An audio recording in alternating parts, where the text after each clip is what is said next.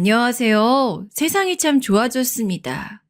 저 같은 늙은이도 원하는 대로 동영상을 이것저것 제 손으로 찾아보네요. 나쁘끄런 이야기지만 여러분과 나눠보고 싶어 제 경험담을 사연으로 신청하게 되었습니다. 저는 가족들끼리 사이가 썩 좋지 못한 집에서 자라났어요. 돈이 없고 궁핍해서 가족들끼리 불화가 있었냐고요? 그건 아니었답니다. 돈이 어설프게 있었던 것이 화근이었네요. 친정 아버지는 당신의 형제들과 언제나 나를 세우며 지내셨어요. 겉으론 안 그런 척 굴어도 친가의 사람들은 은근히 서로 경계하였고 미리 재산 싸움을 벌이느라 정신이 없었지요. 참고로 외가는 아주 유복한 정도까진 아니어도 어려움 없는 정도는 되는 집안이었습니다. 모두가 너나 할 거 없이 가난한 집이 많던 시절이었어요. 그러니 외갓집 정도면 그래도 남들보다 조금 더 잘 사는 수준이라고 말을 해도 됐던 것 같네요. 아무튼 차라리 그럴 만한 돈이 없었다면 모를까 어설프게 돈이 있었던 바람에 그걸로 인해 저희 친정 부모님은 크고 작은 싸움을 자주 벌이셨고 친가와 외가의 친척들 역시도 사정이 비슷하였습니다. 저는 그런 환경에서 자라서 그런가 결혼에 대한 기대나 환상이 없었어요. 재미없게 대충 선이나 봐서 결혼하는 것만 아니면 좋겠다고 나름 그런 소박한 바람을 품고 있던 게 전부였죠. 그래서 연애라던 남자에게 청혼을 받았을 때 단번에 그럴까 싶어졌습니다. 전 솔직히 열렬한 사랑의 감정까지는 가지고 있지 않았던 것 같아요. 이제 와서 솔직하게 그때 제 자신을 돌아보자면 정말로 그랬어요. 이 남자가 아니라면 죽을 것 같다든지 꼭 이 남자와 결혼하고 싶다든지 그런 마음이 든 적은 없었으니까요. 결혼하신 분들은 혹시 모두 결혼에 대한 확신을 가지고 하셨던 분들인가요? 저처럼 무책임말이 많지 무심하게 결혼까지 해버린 황당한 사람이 또 있는지 궁금해지네요. 하지만 황당하게도 그때 당시에 저는 결혼을 더 신중하게 재어봐야 한다는 생각조차 못했습니다. 그렇게 시작한 결혼 생활은 화목하지 못했던 것 같아요. 시댁도 어느 정도 사는 집안이었는데 가풍이 꽤 엄격했습니다. 집안엔 구두쇠들 투성이었고요. 돈 문제 때문에 이런저런 다툼이 일어나는 꼴은 살면서 이골이 날 정도로 봐왔던 저는 우습게도 시댁의 환경에 무척 빨리 적응하며 살긴 했네요. 고된 시집살이도 그게 불합리한 행위인지 구분도 못하고 그냥 이악 물고 살았어요. 허리띠 졸라매면서 재산 불리는 것에 집중하는 재미라도 없었다면 전 남편하고 살다가 화병 나서 이미 세상에 없었을 겁니다. 자식은 셋을 봤네요. 딸, 아들, 그리고 딸 이렇게요.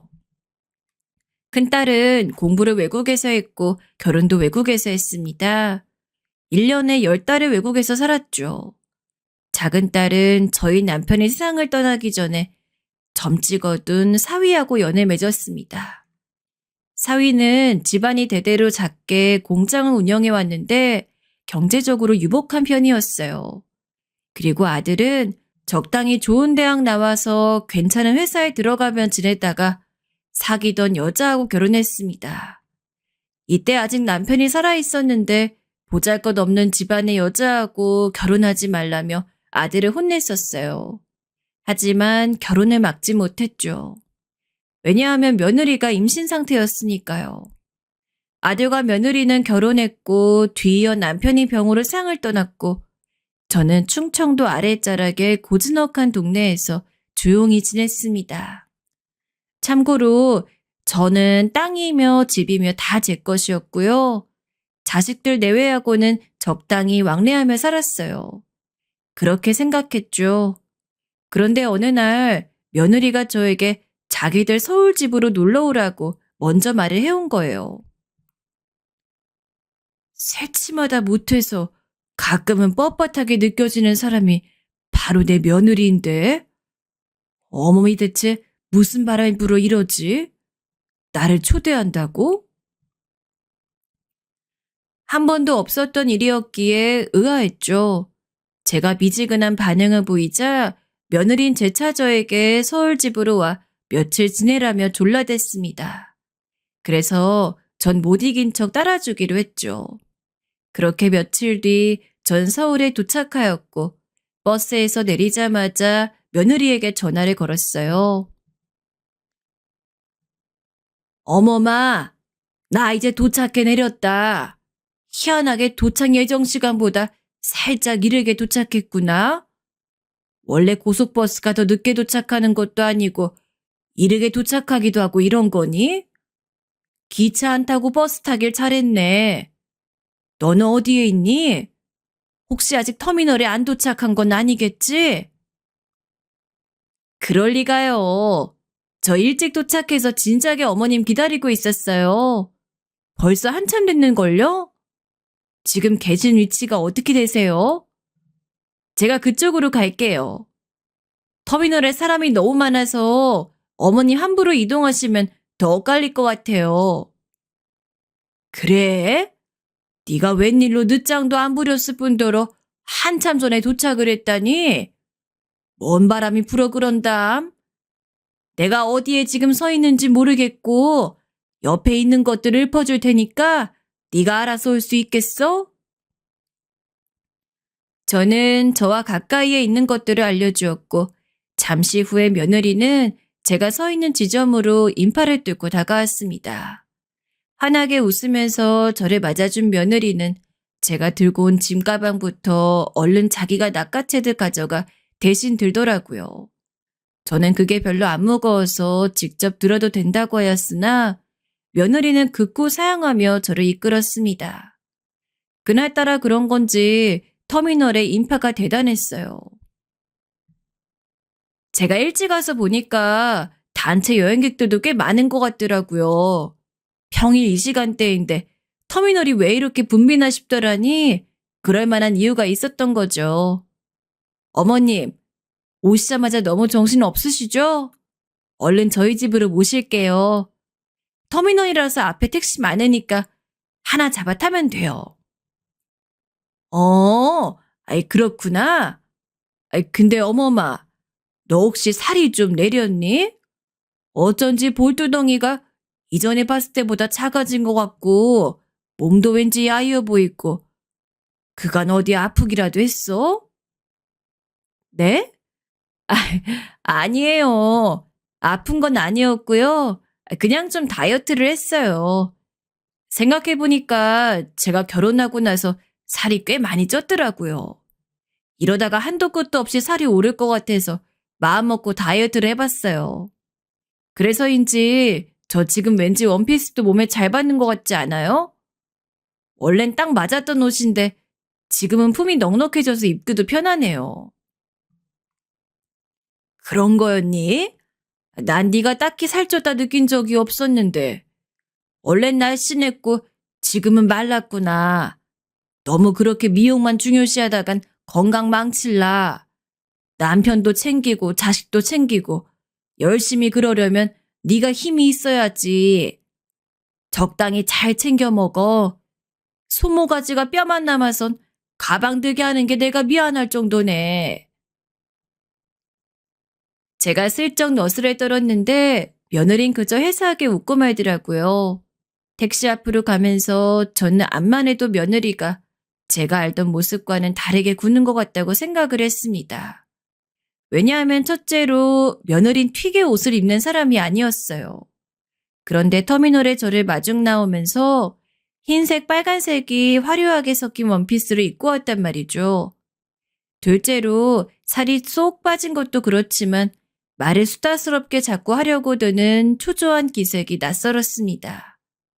마치 싹싹하게 굴고 싶어 작정하고 노력하는 모습 같았어요. 그리고 마지막으로 저를 향해서 전에 없이 살가운 미소를 보내고 있었는데 부드러운 인매와는 다르게 눈매가 굳어 있었어요. 시험을 앞두고 긴장한 사람 마냥 표정이 꼭 그랬습니다. 이런 며느리에게서 전 낯선 느낌을 받고 있었던 것이고요. 혹시 아들하고 둘이 무슨 일이 있던가 아니면 자식 교육에 부침을 겪고 있던가 둘 중 하나라고 생각했었네요. 어느 쪽이든 며느리가 그간 마음고생을 심하게 해온 것 같던 예감이 들었고, 그래서 착잡한 한숨을 푹 내쉬며 택시에 올라탔습니다. 며느리가 뒷좌석 문을 열어주었고요. 그런데 조금 기묘한 분위기가 흘렀어요. 제가 택시 뒷좌석에 딱 앉자마자 제 쪽을 확인한 택시 기사님 표정이 삽시간에 굳어졌던 겁니다. 그러더니 이윽고 조수석에 제 며느리가 앉으니 택시 기사님의 표정이 더 딱딱하게 굳어버렸어요. 며느리는 앉자마자 안전벨트를 하느라 고개를 숙인 채로 목적지를 말했는데 그래서 택시기사님의 표정을 보지 못한 채였습니다. 택시기사님이 마른 기침을 한 번 하시더니 차를 출발했고 제 쪽을 아주 빠르고 간결하게 힐끗 쳐다보셨지요. 그러더니 며느리 쪽을 슬쩍 쳐다보시더군요. 그리고 나서는 상당히 복잡미묘한 얼굴빛으로 운전을 계속하셨어요. 서울에서는 원래 저렇게 택시기사가 승객들을 살피는 건가? 다 그렇지는 않을 텐데 터미널에 오는 택시들이 특별한 건가? 아리송하네. 저 기사 양반께 혹시나 우리한테 무슨 할 말이라도 있는 거냐고 물어볼까? 우리가 택시비 없게 생겨서 자꾸 불안한 표정 지으시는 거냐 물어보면 가는 길이 무척 썰렁해지겠지? 에라이, 쓸데없는 생각하지 말고 그냥 가만히 앉아서 가자. 앞만 봐도 저와 며느리를 향해 무언가 하실 말씀이라도 있는 것처럼 미묘한 표정을 짓고 있었지만 저는 그냥 조용히 가는 편을 택했어요.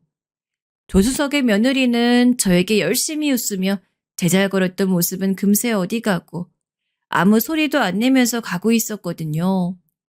잠시 후 택시기사님은 신호에 걸리자마자 다시 슬쩍 시선을 굴려 며느리 쪽을 쳐다보았습니다. 그런데 그 눈빛이라는 게 절대 호감이라든지 그런 수작이 섞여 있는 기색이 아니었어요. 텔레비전 드라마에서 보면 경찰이 용의자를 향해 이놈이 범인이 맞나 아닌가를 가늠하며 눈을 흘기는 연기들이 있던데 마치 그런 장면에서 본 듯했습니다. 며느리는 얼마나 사색에 빠져 있었으면 자기 옆에서 그런 시선을 슬쩍 보내는데도 아무 눈치도 못 채고 조수석 창밖이나 이따금씩 쳐다보더군요. 며느리 쪽을 살피던 저는 고개를 살짝 들어 저를 힐끗하시던 택시기사님의 눈초리를 읽었죠. 1초 남짓이었으나 저와 눈이 딱 마주쳤습니다. 그러자 약간 놀라시며 얼른 앞을 똑바로 보시더군요. 택시기사님은 겉으로 언뜻 보기에는 나이가 50대 초반이나 되었을까 싶은 남성분이셨습니다.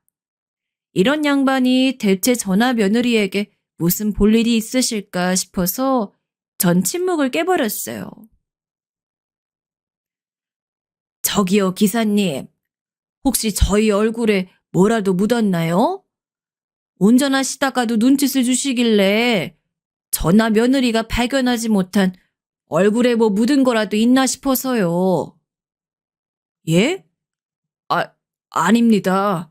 아유, 제가 신경 쓰이게 해드렸네요. 별 의미 없이 시선을 이리저리 굴렸는데 제가 좀 산만했죠? 이거를 고쳐야 하는데요. 고민입니다. 아, 그러신 거였어요? 나는 또 혹시 우리 얼굴에 뭐라도 묻었나? 아니면 우리가 기사님 아는 사람하고 닮기라도 했나? 별별 생각이 순간 다 들었지 뭔가요.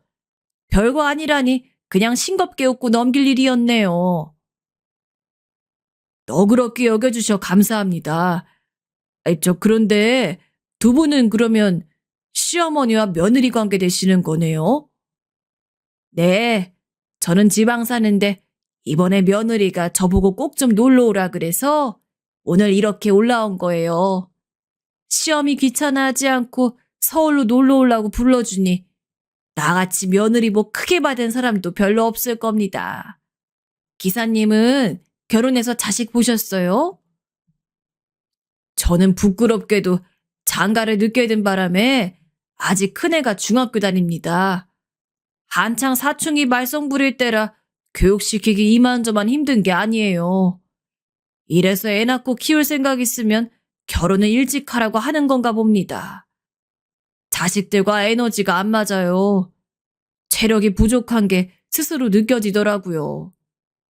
제 부모님께선 결혼을 일찍 해서 저를 일찍 보셨는데 제가 그 점을 본받을 것을 요새 후회가 좀 듭니다. 알고 보니 아주 싱거운 이유로 택시기사님은 저와 며느리 힐끗하신 거였어요. 그리고 생각지 못하게 말주변이 좋으신 분이어서 전 어느새 이런저런 시답지 않은 대화를 그분과 주고받게 되었습니다. 그러는 동안 며느리는 아무런 말도 없이 소심에 잠긴 듯 고요히 창밖을 내다볼 뿐이었고요. 그러던 중에 제 휴대폰에서 벨소리가 울렸습니다. 확인해 봤더니 아들이었어요. 전 질체할 거 없이 전화를 받아봤죠. 그래 범근아. 네가 이 시간에 어쩔 일로 전화를 다 했니? 너 지금 회사에서 일하고 있는 중 아니야? 엄마, 서울 도착하셨죠? 제가 좀 아까 일하면서 문자 드렸는데 답장이 없으시길래 걱정해서 잠깐 전화하러 사무실 밖으로 나왔어요. 지금 혹시 어디세요? 문자를 했어? 나한테? 아이고, 내가 서울 도착 전부터 짐 안 잊어버리고 내린다는 목표에 너무 몰두하고 있었더니 휴대폰을 확인 못했구나. 그래도 도착하자마자 어머하고 바로 만나서 지금은 너네 집으로 가는 중이야. 지금 택시 아니다. 어머니 안 알려주든? 아, 아, 그게 제가 집사람하고 아직 연락을 안 해봤네요. 아무튼 무사히 도착하셨으니 다행이에요. 엄마, 이따 집에서 뵐게요. 왠지 아들의 목소리가 좋지 않았습니다. 그게 느껴져서 전 얼핏 들었던 생각에 확신을 품었어요. 며느리하고 둘이서 왠지 싸웠던 게 분명했습니다. 그러니까 서로 의사소통도 안 된 게 아니겠어요? 제가 고개를 슬쩍 저으면서 휴대폰을 다시 품 안에 집어넣는데 며느리가 조심스레 물어왔습니다. 뭐라고 그러던가요? 어머님께 그이가 별소리 안 했죠? 지금 일하는 중이라고 하던가요? 그래, 일하다 전화했다고 하는데 얘 어머마, 너네 혹시 요새 부부싸움이라도 했니? 내가 딱 보니까 너는 살도 쏙 내려가 있지. 옷도 독특하게 입었지. 머마려운 강아지 마냥 표정도 안 좋지. 고민이 많은 눈치야. 아닌 척해도 내 눈엔 다 보여. 둘이 안 좋은 일이라도 있었던 거지? 내가 이런 때 혹시 괜히 올라온 게 아닌가 싶어지는구나. 아, 그런 거 아니에요. 조금 다투긴 했는데 가벼운 말다툼이라서 정말 별거 아니었어요. 제가 요새 환절기라 그런가 갑자기 밤에 잠이 잘 안 와서 그래서 안색이 별로인가 봐요. 그리고 터미널에서 혹시라도 어머님과 엇갈리면 안 되니까 제 인상착의가 금방 눈에 띌 수 있도록 일부러 색감이 쨍한 옷을 입고 나온 거예요. 괜히 어머님 염려시켜드린 것 같아서 너무 죄송하네요. 이번에 계시는 동안 정말 잘 지내실 수 있도록 제가 신경 많이 쓰겠어요.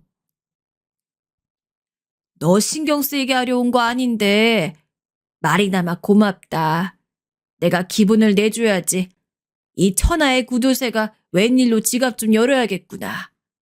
내가 오늘 저녁이나 내일 저녁으로 크게 한 통 낼게. 식당 한번 좋은 곳으로 얼른 알아봐. 며느리가 황급히 이런저런 변명을 대는 게 왠지 안쓰러워서 제가 일부러 더 호탕하게 굴었습니다. 그러자 며느리는 기뻐하며 웃었는데 과연 인매뿐만 아니라 눈매도 함께 웃고 있을지 그건 모르겠더군요. 그런 와중에 택시기사님은 어딘가 표정이 경직된 채였어요.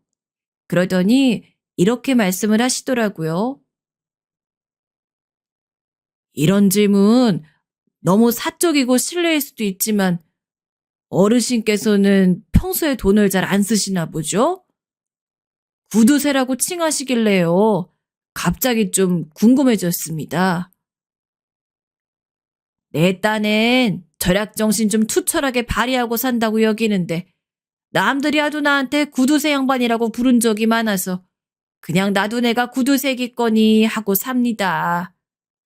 기사님도 혹시 구두쇠 소리 좀 들어보셨어요? 아이고, 그런 소리 듣거나 말거나 할 건덕질도 없죠. 먹고 살기 바쁜 인생이라서요. 택시기사님은 어색하게 웃으시더니 그 뒤로 입을 다무셨어요. 저는 그냥 그런 줄로 별 대수롭지 않게 생각하며 언제나 도착하려나 싶어 창밖을 멀뚱히 보기 시작했습니다. 그런데 한 1분이나 지났을까요? 창밖으로 경찰서가 지나갔고 바로 그 다음 신호에서 택시기사님께서 기행을 벌이셨어요. 갑자기 급하게 차선을 변경하시더니 3차선에서 1차선까지 옮겨갔습니다. 그러고는 그대로 유턴을 하시는 거예요. 며느리가 당황해서 창밖을 두리번거렸습니다. 어라? 기사님, 갑자기 왜 유턴을 하셨어요? 제가 말씀드린 목적지로 가려면 아까 거기서 그대로 직진 방향 아닌가요? 여기는 저희 집과 멀지 않은 동네라서 제가 지리를 알거든요. 유턴하시면 안 됐던 것 같은데. 그래요, 기사님. 난데없이 다른 차 앞으로 막 거칠게 끼어드시더니 유턴까지 하시고 뭔 이유가 있어 이러시는 거예요? 어머나, 아이, 여기서 지금 또 유턴을 하시네? 저도 며느리의 말을 받아 택시기사님께 질문을 드렸는데 대답 없이 운전만 하시더니 또 유턴을 하시는 거예요. 졸지에 왔던 길을 다시 가게 되었습니다. 아까는 그럼 실수로 유턴을 하셨던 건가? 그런데 왜 아무 말씀도 없으신가? 이런 궁금증으로 전 황당해하고 있었고 며느린 어이가 없는지 헛웃음을 크게 짓고 있었습니다.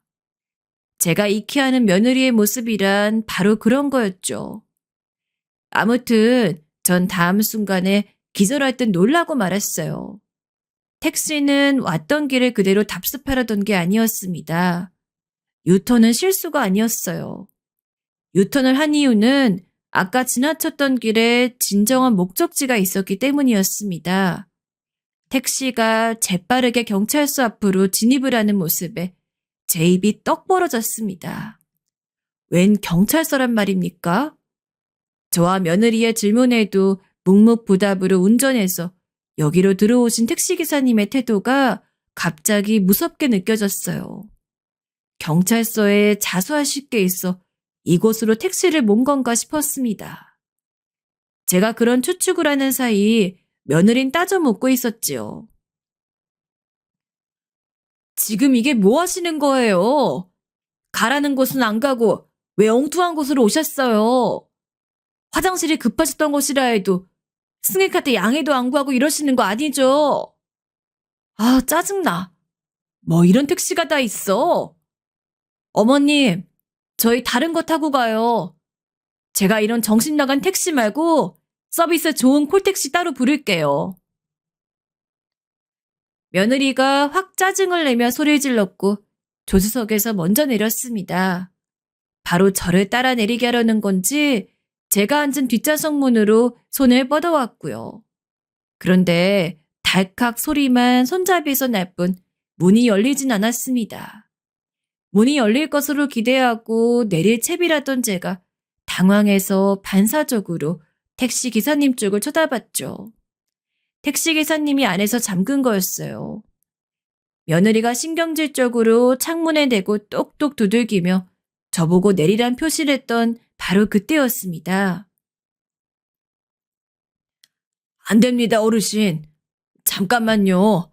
그 문 열지 마세요. 네? 아니, 아까부터 당최 영문을 알 수가 없네요. 대체 왜 이러시는 거예요?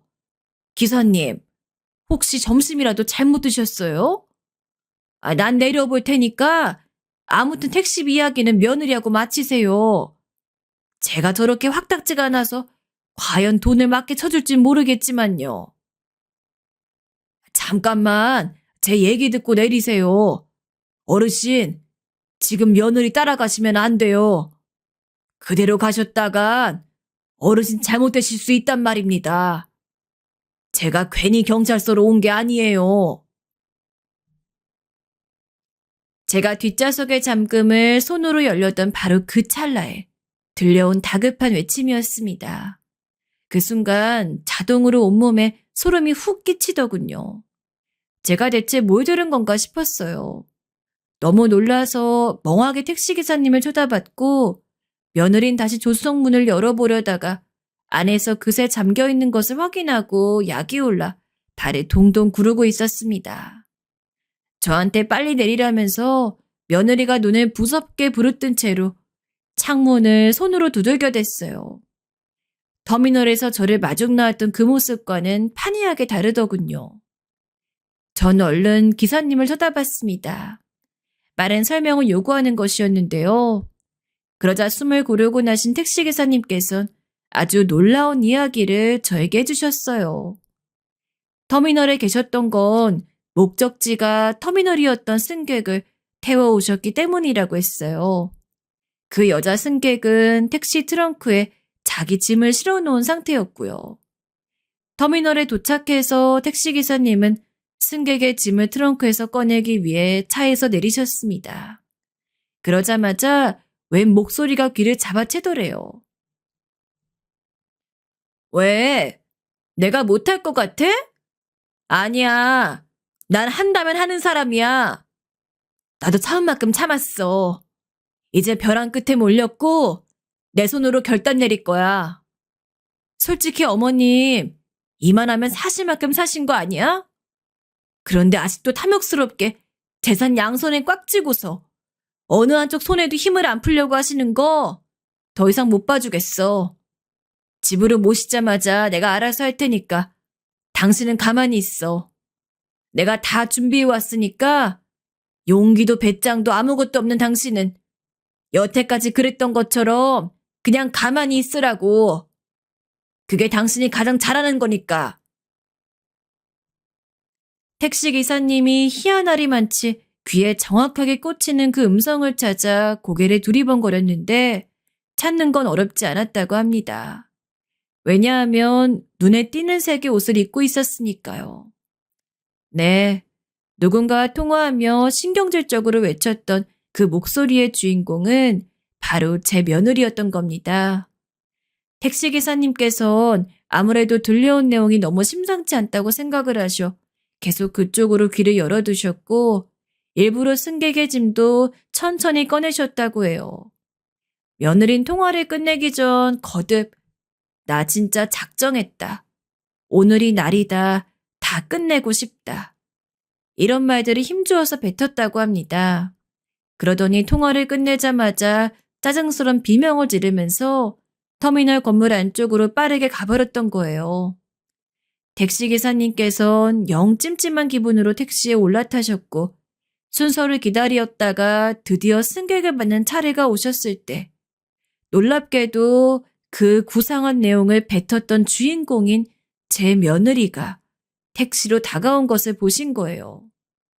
택시기사님께선 당황하신 채로 아까 들으셨던 내용을 머릿속에서 얼른 곱씹으셨고 저와 며느리가 고부관계라는 것을 아신 뒤부터는 계속 불안해하시며 운전을 했던 겁니다. 이런 건 우연이 아니죠. 운명이라고 봐야 합니다, 어르신. 저희 부모님은 일찍 결혼을 하셔서 그런지 어르신 보고 있자니 고향에 계신 제 모친이 단번에 떠오르더라고요. 제 오해이고 기우라면 좋겠으나 만약에 정말 만에 하나 제가 진짜로 나쁜 일이 벌어지려는 걸 알아버린 거라면 그땐 어르신은 어쩝니까? 잘못되실 수도 있잖아요. 제 말을 꼭 믿어달라기보다는 믿져야 본전이라고 말씀드리는 거예요. 택시기사란 직업은 아무래도 별별 승객들을 다 태우고 다닐 것이고 도로 위의 상황도 빠르게 대처해야 할 때가 잦겠지요. 그래서 침착한 순발력이라는 것을 발휘하셨던 건가 봐요. 어쩜 그런 상황에서도 저같이 나이 먹은 사람도 상황을 바로 이해할 수 있게끔 설명을 빠르고도 분명하게 해주실 수 있었던가 모르겠습니다. 택시기사님 말처럼 이게 운명이어서 그랬던 걸까요? 저는 도저히 믿을 수 없다는 눈으로 택시 밖의 며느리 쳐다봤습니다. 제가 설명을 듣는 동안 며느리 쪽이 잠잠하다 싶었더니 이유가 있었더라고요. 바로 경찰이 다가와서 며느리에게 이것저것을 묻고 있었으니까요. 여기에 택시가 왜 서 있는지, 택시 문은 왜 두드리고 있었는지, 경찰은 그런 것을 묻고 있었는데 이 대목에서 중요한 것은 그런 간단한 질문에도 며느리가 머뭇거리며 상황을 빠져나가지 못하고 있다는 것이었어요.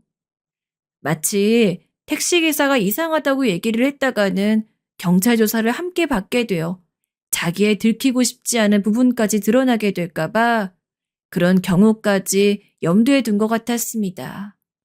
그렇지 않고서야 경찰의 질문에 계속 머뭇거리며 답을 회피할 이유가 없었죠. 전 며느리의 그런 태도에서 한 가지 슬픈 확신을 하게 되었고 택시기사님 쪽을 바라보며 말했어요. 기사님이 여기 문 잠금 좀 풀어주시겠어요? 내가 이제 내려봐야 할 것 같습니다. 걱정은 하지 마세요. 기사님 해주신 이야기를 그저 흘려들을 정도로 내가 우매한 사람은 아니에요.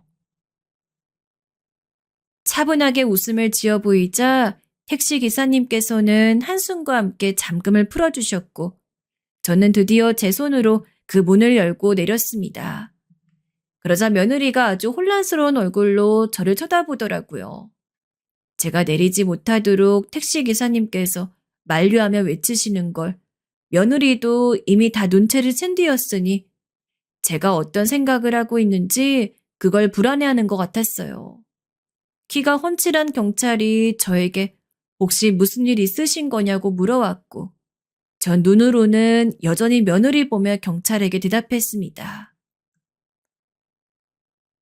저는 터미널 앞에서 택시를 타고 며느리와 제 아들이 사는 집으로 가고 있었습니다. 그런데 갑자기 택시기사님께서 여기 경찰서로 택시를 모시더군요. 이유를 물어봤더니 여기 있는 제 며느리가 저를 해칠까봐 걱정이 돼 그렇다고 하셨어요. 터미널에서 저를 겨냥해서 며느리가 나쁜 계획을 하고 있다는 걸 기사님이 우연히 들으셨다고 하더라고요. 그래서 지금 여기서 이러고 있는 것이에요. 제가 어떻게 해야 좋을까요? 아무리 그래도 제 며느리 의심할 순 없으니 순순히 집으로 함께 가는 게 낫겠죠? 사실은 심장이 떨리고 있었으나 택시기사님께서 저에게 빠르지만 차분하게 설명을 잘해주셨던 것을 떠올리며 저도 최대한 그렇게 해보려고 했습니다. 경찰은 눈이 휘둥그렇게 변해서 저와 며느리를 번갈아 쳐다봤고 그때 운전석에서 내린 택시기사님께서 부연 설명을 하기 시작하셨어요. 경찰이 택시기사님의 이야기를 듣는 사이 며느리가 저에게 결백을 주장해 왔습니다. 어머님, 저 지금 너무 당황해서 말이 잘 안 나올 지경이에요. 대체 이게 다 무슨 상황인가요? 제가 어머님을 해칠 거라고요? 진짜 기가 막히네요. 이런 코미디 같은 상황은 세상에 또 없을 것 같아요. 너무 어이가 없어서 억울하단 말도 못하겠어요. 왜 못하니? 억울하다면 어떤 상황에서건 억울하다고 말을 똑바로 하는 게 맞지.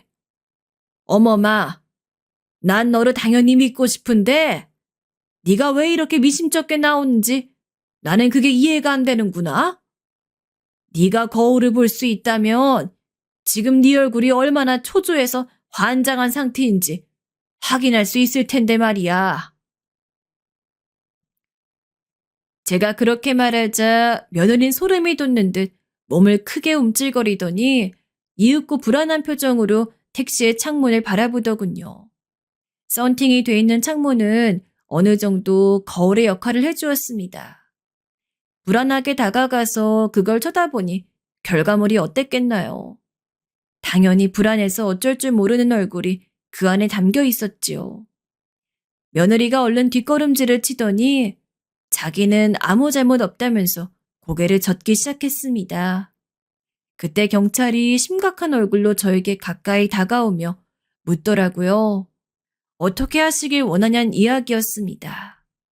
아직 아무런 일도 벌어지지 않았고 한낱 의혹일 뿐 정식으로 신고가 들어온 것도 아니었죠. 늙은 머리가 그 순간엔 참 빠르게 돌아가서 그런 계산이 되었다는 게 지금 생각해도 신기합니다. 전 경찰을 향해 며느리와 지금 함께 그 집으로 갈 작정이고 혹시라도 무슨 일이 있거든 즉각 신고하겠다고 했습니다. 만약에 정말로 며느리가 나쁜 작정을 했다고 하더라도 지금 이런 상황을 경찰서 앞에서 연출하였으니 단박에 용의자가 되고 싶은 게 아니라면 저를 어쩌지 못할 거라고 했지요. 공사 다 망한 경찰은 제가 그렇게까지 말하니 다시 업무를 보러 가버렸고요. 그때 며느리 쪽을 쳐다보니 자기 입술을 살짝 깨물고 있었어요. 뜻대로 안 돼서 분하다는 그런 눈치로 보였습니다. 그리고 저는 그 택시 뒷좌석에 다시 올라탔어요. 아직 못 도착한 목적지에 가야 했으니까요. 그러자 며느리가 난처해 하였습니다. 어머님, 불편하기 싫이 왜 다시 이걸 타세요? 다른 택시 잡으면 될 일인데요. 난 하나도 안 불편하다. 네가 그렇게나 불편하다면 너는 다른 택시 새로 잡아 타면 돼. 네? 그건 말도 안 되죠. 어떻게 제가 어머님하고 따로 택시를 타고 가요? 어차피 목적지는 하나라 같은데 안 될 일이 뭐가 있니? 넌 다른 거 타고 가라. 난 이거 타고 여기 기사님과 대화 좀 나누며 그렇게 갈 테니까. 아, 안 돼요. 그냥 저도 다시 이걸 타고 갈게요. 생각해보니까 새로 택시 잡는 건 너무 불필요한 일이었네요. 며느리가 사색이 돼서는 얼른 조수석에 올라탔습니다. 택시 기사님께선 진작에 운전석에서 안전벨트를 하신 뒤였고요. 며느리 쪽을 슬쩍 보시며 한숨을 크게 내신 택시 기사님께서 출발을 하셨고 택시에는 숨막힐 정도의 적막감이 감돌았습니다. 아들네외 집까지는 거기서 정말 가깝더라고요. 체감상으론 5분 가까이밖에 안 흘렀던 것 같아요. 집 앞에 차가 멈춰서자마자 택시 기사님께서 저를 걱정스레 돌아보셨습니다. 어르신, 혹시 저 때문에 해코지를 당하게 되시는 거 아니겠죠? 뭐라고요? 웬 해코지요? 설마 제가 어머님을 해코지할까봐 지금 저를 염두에 두고 말씀하시는 거예요? 와, 진짜 무례하게 넘겨짚으시는 것도 정도가 있죠. 택시회사에 제가 반드시 신고 넣을 거예요. 택시 기사님의 말이 떨어지기가 무섭게 며느리가 난리를 쳤습니다. 음해당해서 기분이 나쁘다며 택시 기사님이 반드시 이 일로 불이익을 당할 수 있도록 모든 수단을 동원할 거라고 며느리가 이를 가며 말하더군요. 다시 생각한 바였으나 터미널에 저를 마중 나왔던 해사한 그 모습은 어디로 가고 성질 더럽게 고는 모습을 보이는 건지 괜스레 착잡했네요. 택시기사님께서는 저에게 본인 명함을 건네주셨어요. 명함을 이런 식으로 써보는 건 처음이라고 하시며 도움이 필요하거든 언제든 연락달라고 해주셨어요. 저는 그날 택시에서 그 기사님을 본 게 처음이었죠. 제 인생에서 그분을 안 건 그 순간이 그저 유일했어요. 그럼에도 일면식 하나 없었던 저를 위해 이 정도까지 나서주신다는 것 자체가 감동이었습니다. 저는 알겠노라고 대답을 드린 뒤 며느리를 따라서 집으로 들어갔어요. 한순간에 남보다 멀게 느껴진 존재가 된 며느리를 따라 집 안으로 들어간 저는 깜짝 놀랄 수밖에 없었습니다. 왜냐하면 제 아들이 집에 있었기 때문이에요. 너, 범근아, 아직 퇴근까진 한참 남았을 텐데? 회사에 안 있고 왜 집에 있어? 아까 나하고 통화할 때까지만 해도 회사인 거 아니었니? 아, 아, 저 도착한 지 지금 10분도 안 됐어요. 아까 통화할 땐 분명 회사였는데요. 오늘 몸도 안 좋고 간만에 엄마 서울 올라오시는데 바로 못 뵙고 있는 게 너무 아쉽기도 해서 그냥 오늘은 남은 근무 내팽개치고 나와버렸어요. 이미 엄마가 집에 도착해 계실 거라고 생각해서. 미친 듯이 집으로 빨리 와봤는데 아직 안 계셔서 놀랐어요. 길가에 차가 많이 막혔나 보네요. 그래서 늦게 집에 도착한 거야, 여보? 저를 향해서 다급하게 변명을 내뱉듯 횡설수설하던 아들은 돌연 며느리를 향해 물음을 날렸습니다. 그런데 그 눈빛이 날카롭더라고요. 어쩌다 택시가 집에 늦게 도착한 것인지 며느리는 그 이유를 말하지 않고 입을 꾹 다물었습니다. 제가 그때 생각했죠. 택시기사님께서 들으셨던 제 며느리가 터미널 앞에서 격양된 채로 하고 있었던 통화는 아마도 정황상 제 아들과 하고 있었다는 게 분명하다고 말입니다. 갑작스러운 상황의 연속이었기 때문에 사실 전 속으로 많이 놀라 있었고 충격을 받은 상태였지만 애써 아무렇지 않은 척 저를 달래며 버티던 중이었어요. 그런데 아들은 딱 눈앞에서 보고 나니 가슴이 무너져 내리는 것 같았습니다. 눈빛으로 캐묻는 아들과 입을 꾹 다물고 눈에 힘을 주고서는 맞서는 며느리의 대처를 잠시 지켜보다 저는 안 되겠다 싶어졌습니다. 그래서 제 가슴이 시키는 대로 엄청난 행동을 해버렸어요. 전 며느리에게 다가가 그 뺨을 세게 때렸습니다. 그리고 나서는 곧장 뒤돌아서 아들의 뺨도 한 대 후려쳤습니다. 이제 더 이상 서로를 마주보고 있지 않는 두 사람이 맞은 뺨을 각자 부여잡은 채 고개를 떨구고 있었어요. 이게 다 무슨 일인지 설명이나 바로 해. 지금 이 상황에서 뭔가 있구나. 이걸 눈치채지 못할 정도로 너희 둘은 내가 바보 천치로 보이니? 그런 거야? 아니면 나를 능욕하려고 작정들이라도 했어? 어머마, 너부터 대답을 해봐라. 그래서 이 집에 나를 해하려고 준비한 게 있니 없니? 내 눈 보고 대답해봐. 엄마, 잠깐만요. 대체 엄마가 그 사실을 어떻게... 저는 며느리 향해서 물었는데 깜짝 놀란 아들 쪽에서 대답이 나왔습니다. 엄격거려 놀라서 그런 말을 뱉은 아들은 아차 싶었는지 손으로 자기 입을 틀어막더군요. 전 눈시울이 뜨거워졌고 가슴은 더 타오를 듯 뜨거워지고 말았습니다. 울분인지 뭐였는지 모르겠어요.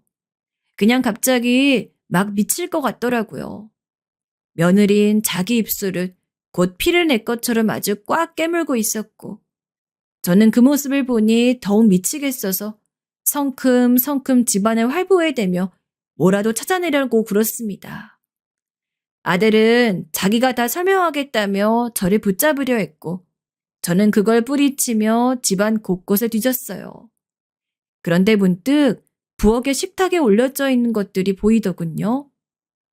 웬 빵이며 과자 같은 것들이 잔뜩 있었어요. 전 홀린 듯이 그쪽으로 다가갔고 그러자 며느리가 갑자기 다가와 제 다리를 붙잡으며 주저앉았습니다. 죄송합니다, 어머님. 제가 잘못했어요. 제가 잘못 생각했어요. 잠깐 정신이 나갔었나 봐요. 너 왜 나를 잡니? 눈물은 왜 쏟는 거야? 저기에 뭐라도 있어? 내가 그냥 혹시나 해서 묻는 건데. 어머마, 너 저기 음식들에 혹시 땅콩이라도 집어넣었니? 저의 직감이 그런 질문을 뱉게 만들었고 며느린 오열을 하기 시작했습니다. 아들은 이제 사색이 되어서 저를 향해 무릎을 꿇더군요. 직감으로 짚어본 것이었는데 그게 맞았단 사실에 저도 의미 모를 눈물이 흘러나왔습니다. 저는 땅콩을 못 먹습니다. 먹으면 온몸이 가렵기도 했고 심할 때면 목이 졸리는 느낌이 들면서 숨을 못 쉬었습니다. 젊었을 적부터 그랬는데 희한하게 나이가 들수록 증상이 강해졌어요. 나이를 먹는 만큼 몸이 허약해지니 그런 것일 수도 있고요. 제가 극심한 땅콩 알레르기가 있어 그걸 피하며 산다는 걸 며느린 당연히 알았습니다.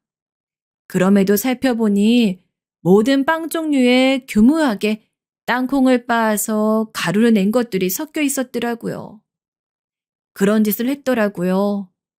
며느린 울면서 자기의 여죄를 고백했습니다. 그건 바로 수면제였어요. 자기가 잠이 안 와서 병원에서 처형받았던 수면제들을 조금씩 모아놨더라고요. 그걸로 저를 어쩔 계획이었냐고 물으니까 그것까진 계획이 없었다 그랬습니다. 구체적인 계획은 없고 그저 생각만 했다네요. 준비가 선행됐는데 어떻게 구체적이 아니라고 할 수 있겠나요? 머리가 어지러워 거실 소파로 나와 앉았고 아들과 며느리는 그 밑에서 나란히 무릎을 꿇은 채 고개를 떨구었습니다. 왜 그랬냐고, 어쩌다 그딴 생각을 다 하게 됐냐고 전 아픈 머리를 부여잡고 물었어요. 그랬다가 며느리의 대답을 듣고 제가 화들짝 놀랐습니다. 이 사람이 어머님 아들이 저에게 생활비를 한 푼도 안 주고 있어 그랬어요. 어머님도 아시겠지만 저는 친정이 어려워서 손 벌릴 것도 없는 사람이에요. 그런데 어머님 아들이 돈을 안 주잖아요. 어머님 손주, 저희 아이는 이제 6살이에요. 앞날이 9만리인데 벌써부터 생활비 한 푼 안 주는 이 작태를 도저히 용납할 수 없어서 제가 머리 꼭지가 잠시 돌아버린 것 같아요. 이게 대체 무슨 소리란 말인가요? 제 아들은 대기업은 아니더라도 제법 내로라 하는 회사에 재직 중이었습니다. 그런데 자기 처자식에게 생활비를 안 주다니. 며느린 사실 2년 전 둘째를 가졌었는데 유산을 겪었습니다. 첫째가 이제 어린이집에 씩씩하게 잘 가고 있었기에 둘째를 가진 상태에서도 며느린 일을 나갔다고 했었어요. 그랬다가 유산을 겪었고 그걸 안 저는 화를 냈었죠. 왜 쓸데없이 고집 피우면서 일단이다 사다를 내냐면 말입니다. 그런데 알고 보니 이미 그때부터 돈 문제가 있어 며느리가 어쩔 수 없이 불안감 때문에 일을 다녔다고 하더군요. 전 어안이 벙벙한 채로 아들을 보며 물었습니다. 이제 네가 한번 설명해 보라고 말입니다. 아들은 눈물을 흘리며 자기가 지인에게 뒤통수를 맞아 사기를 당했고 그래서 수중에 돈이 없단 얘기를 해왔어요. 처음 사기를 당한 뒤로 한 번 더 당했더라고요. 사기당한 걸 만회하기 위해 다른 곳에 다시 희망을 품었다. 또 사기를 당한 것이었습니다. 이것들이 정말 나한테 도와달라고 했어야지. 몇 번이고 말씀드렸어요. 돈 달라고 살기 어렵다고요. 그런데 한 번을 안 들어주셨잖아요. 원래 젊어서 고생하며 허리띠도 졸라봐야 한다. 이런 말씀만 하시면서 제 이야기 진지하게 들어주신 적도 없었잖아요. 며느리가 울면서 외쳤고 전 심장이 쿵 내려앉았습니다. 지난날 며느리가 저에게 도와달라는 신호를 보냈었다는 생각이 그제서야 어렴풋이 들더라고요. 며느리가 말하기를 제 아들은 저에게 손을 뻗어봤자 소용이 없을 것이니 쓸데없는 짓 하고 싶지 않다면서 그래서 제 아들은 저에게 도움을 요청하지 않았다고 해요. 도와달라고 해봤자 오히려 못난 자식이라고 찍혀서 나중에 받을 재산도 덜 받게 될까봐 아들은 그게 무섭다고 며느리에게 말을 했었다고 합니다. 유산을 겪으며 그때부터 정신적으로 지쳐 있었던 며느리는 홧김에 나쁜 짓까지 저지르려 했던 겁니다. 저를 끝장내겠다는 그런 작전까진 정말로 하지 않았고, 제가 병원에 실려가서 한바탕 소란을 겪는다면 그걸 계기로 제가 언제 죽을지 모르니 재산 문제 미리 정해놓겠다라는 말이라도 해줄까 봐서 희망을 걸었다고 하더군요. 며느리의 변명인지 진심인지 그건 제가 알 길이 없었네요. 사람 속은 알 수 없는 거라고 전 이미 생각한 뒤였으니까요. 대화를 마친 뒤 저는 제 짐가방을 들고 그 집을 나섰습니다. 두 사람은 차마 저를 붙잡지 못하더군요. 아들과 며느리 둘 다 그 정도의 그릇이었던 거겠죠. 그러니까 못난 생각까지 했던 거겠죠. 전 일산에 사는 딸의 집에 가볼 생각이 들었어요. 거기까지 어떻게 가나 싶었는데 딸을 부르려다가 제가 받았던 명함이 생각이 나서 그 번호에 전화를 걸었습니다. 그리고 그 택시 기사님께서 와주셨어요. 저를 보시는 표정에 반가움이 묻어나더라고요. 딸의 집까지 그 택시를 타고 가는 길. 전 아들네외 집에서 알게 된 것들을 택시 기사님과 나누었습니다. 때로는 남에게 이런 이야기를 털어놓는 게 편하다는 걸 그때 처음 알았네요. 택시 기사님께서는 제 이야기를 가만히 들으시며 운전만 하시다가 택시가 딸의 집 동네로 들어섰을 때 조심스레 이런 말씀을 남기시더군요. 제가 태웠던 승객들 중 한 분이 어느 날 그러시더라고요. 본인을 포함해서 사형제가 노모를 안이 넘도록 돌아가며 열심히 모셨었다고요. 그런데 그 노모께서 돌아가시면서 그제서야 자식들에게 재산을 넘겨주었는데 자식들이 예상했던 금액은 20억 언저리였으나 밝혀진 재산은 무려 자그마치 60억이 넘었다고 합니다. 그런데 그게 10년도 더 된 이야기니 그 당시로는 가치가 더 컸겠죠. 그런 큰 돈이 생겨서 자식들이 기뻐했냐고요? 아니었다네요. 그렇게까지 돈을 많이 주고 계셨다는 걸 몰랐다는 거에 허탈해했고 돌아가시는 그날까지 재산을 꽉 쥐고 자식들마저 꽉 쥐고 사셨던 노모를 향해서 질린 마음이 들었다고 합니다. 택시 기사님께서는 목적지에 차를 세우시면서 덧붙이셨어요. 저를 힐난하고자 하는 것이 아니라 부모의 마음과 자식의 마음은 언제나 같을 순 없는 법이라는 것을 알려드리고 싶었다고 말입니다. 전 내리면서 짐가방에 들었던 봉투 하나를 건네드렸어요. 그건 서울 올라온답시고 제가 현금을 미리 인출해둔 것이었습니다. 50만 원이었죠. 그걸 받으시고 택시기사님께서 놀라시며 극구 사양하셨으나 전 단호하게 고개를 저었어요. 꼭 받아달라고 했죠. 예전에 저였으면 안 그랬을 텐데 그 봉투 안에서도 돈을 골라 성의 표시를 10만 원만 해드렸을 텐데 그런데 그 순간에는 그냥 다 드리고 싶더군요. 전 딸의 집에 도착해서 저를 보고 놀라는 딸에게 경위를 털어놓지 않았습니다. 하지만 딸이 아들과 통화하면서 언성을 높이는 걸 들었죠. 아들은 딸에게 모든 걸 말하지 않았어요. 저도 함구해 주었고요.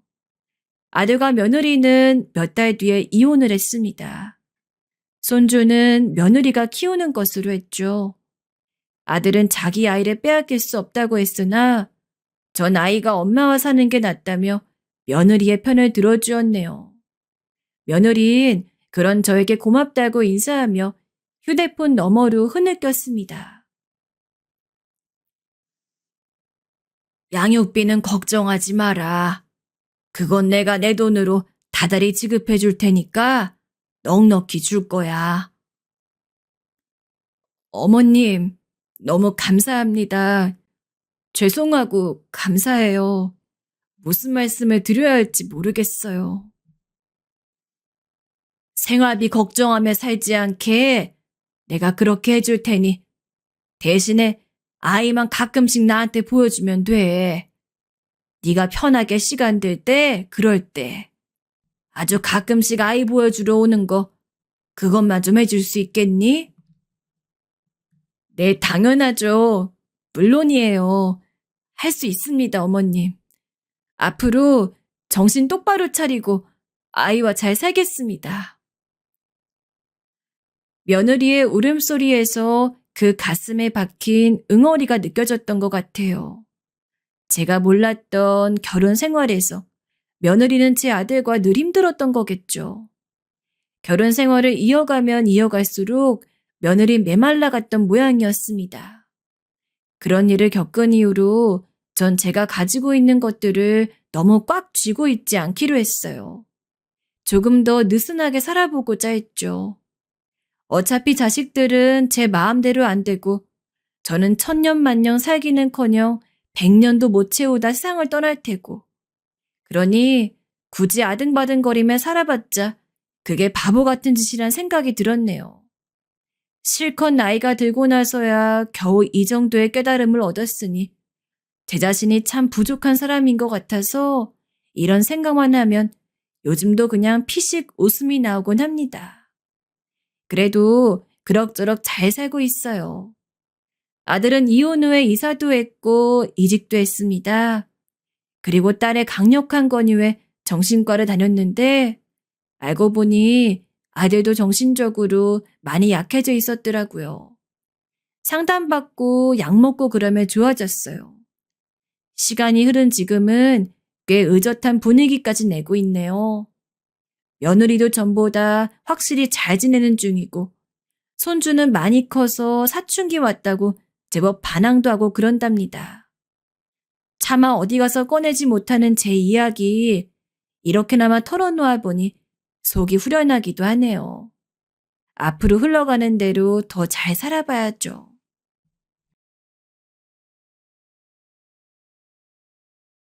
안녕하세요.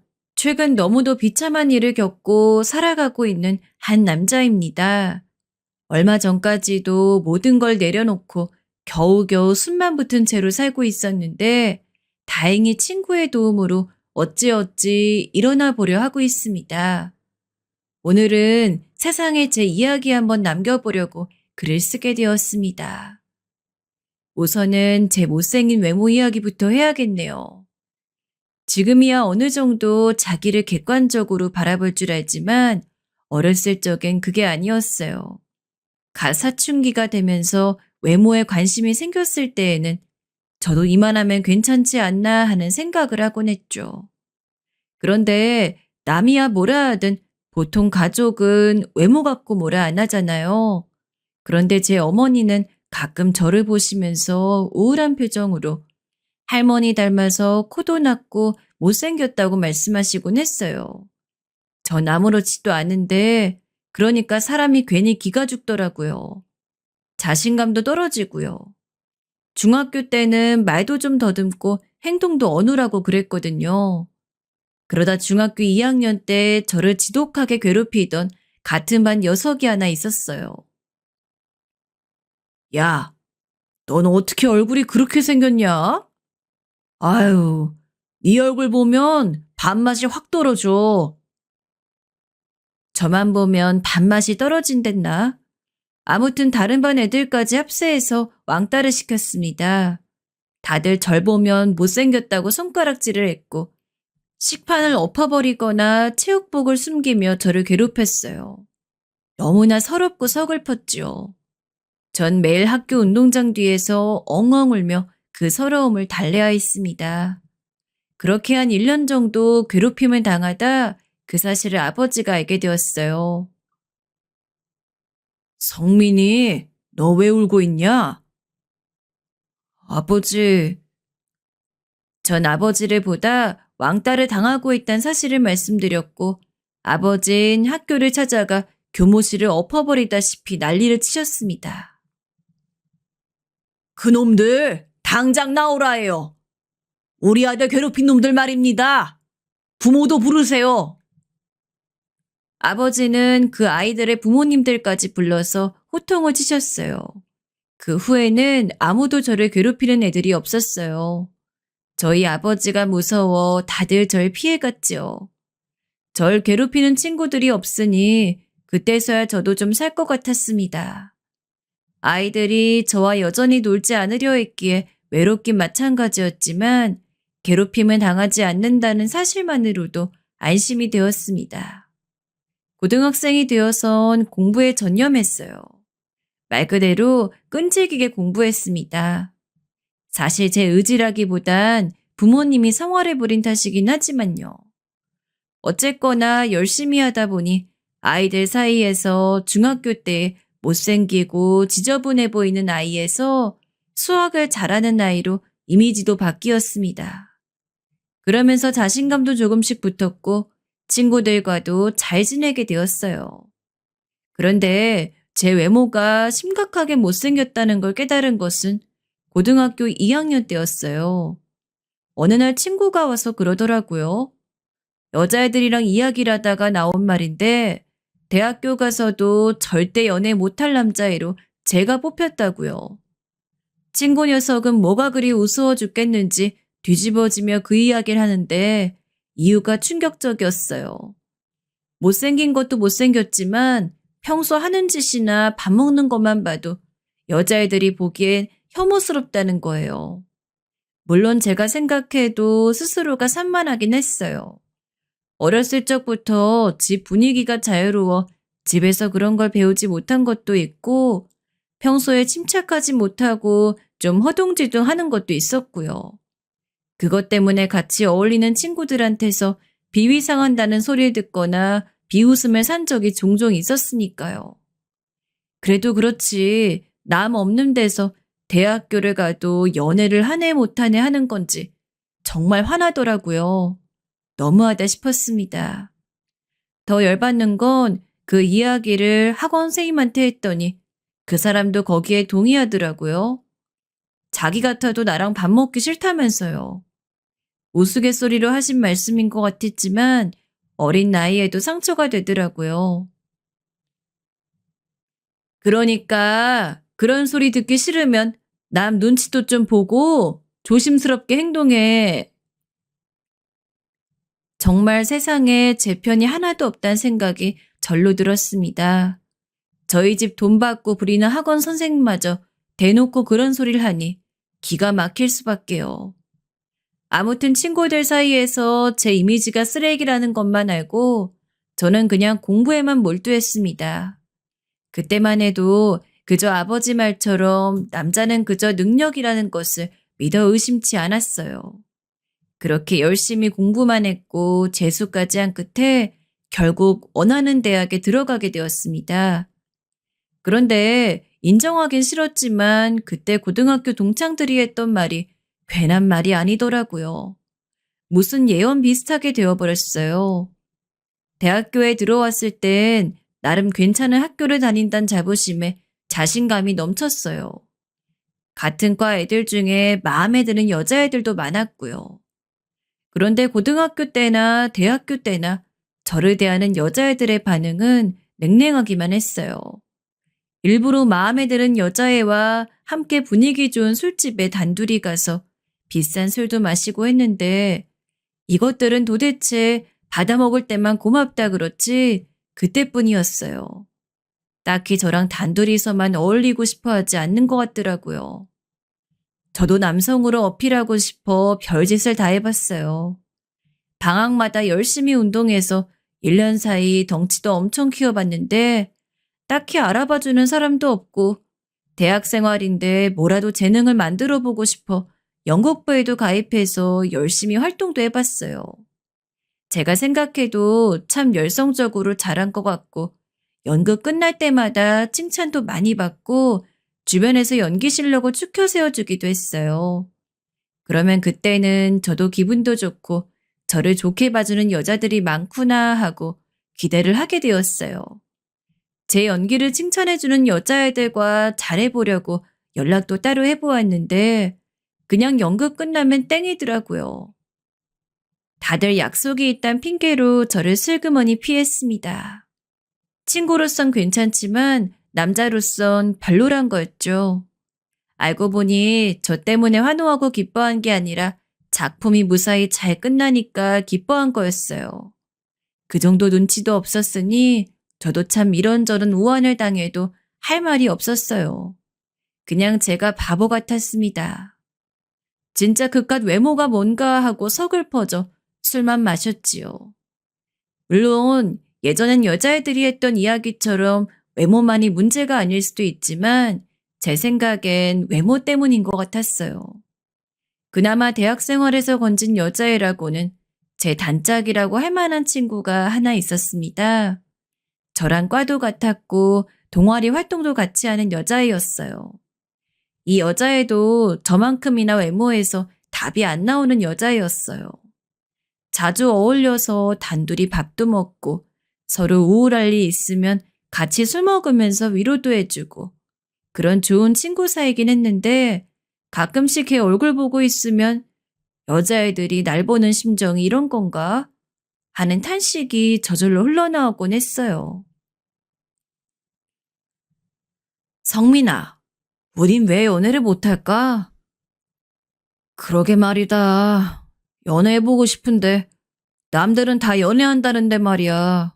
우리만 못하고 이러고 있네. 그러다 보니 대학 생활 내내 서로 만나서 술 마시며 서로 하는 이야기가 늘 연애 한번 해보고 싶단 이야기였어요. 그러다가 취해서 돌아오는 길엔 서로 야, 너 정도면 괜찮아. 멋져. 그래. 너도 성격 좋고 너 같은 여자가 최고다. 하면서 술주정들을 하곤 했지만 사실 저도 그렇고 걔도 그렇고 서로가 알고 있었을 거예요. 그냥 서로 위안 삼아 하는 말이라는 걸요. 그래서 그런지 술을 먹고 그런 이야기를 하면 더 슬퍼지곤 했습니다.